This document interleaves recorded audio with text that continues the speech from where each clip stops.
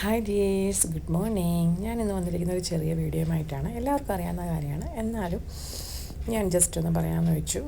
നമ്മൾ ഈ വാഷിംഗ് മെഷീനകത്ത് തുണി ഉപയോഗിക്കുന്നത്, തുണി കഴുകി കഴിയുമ്പോഴത്തേന് അതിൽ ഈ പൊടി പിടിച്ചിരിക്കുന്ന പോലൊക്കെ തോന്നാറുണ്ട്. പ്രത്യേകിച്ച് നമ്മൾ ബ്ലാക്ക് കളർ തുണി ഇടുമ്പോൾ അതിലാണ് കൂടുതലായിട്ട് നമുക്ക് അറിയാൻ പറ്റുന്നത്. അതെന്തുകൊണ്ടാണെന്ന് വെച്ചാൽ നമ്മുടെ ആ ഫിൽറ്ററിനകത്ത് ഒരുപാട് അഴുക്കുള്ളത് കൊണ്ടാണ്. അതുകൊണ്ട് എല്ലാ ആഴ്ചയും നമ്മൾ ആ ഫിൽറ്റർ ഒന്ന് ക്ലീൻ ചെയ്യുന്നത് വളരെ നന്നായിരിക്കും.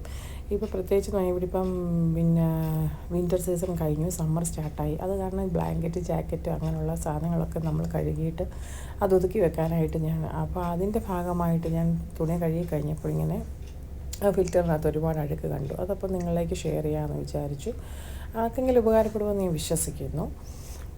അതുകൊണ്ട് നമ്മൾ തുണി വാഷ് ചെയ്ത് കഴിഞ്ഞിട്ട് ജസ്റ്റ് ഈ ഫിൽറ്റർ ഒന്ന് ക്ലീൻ ചെയ്താൽ മതി. ആ പൊടി കാര്യങ്ങൾ അങ്ങനത്തെ ആ ഒരു ബുദ്ധിമുട്ടിൽ നിന്ന് നമുക്ക് ഒരു നല്ല ഉപാധിയാണ് ഇങ്ങനെ ചെയ്താൽ.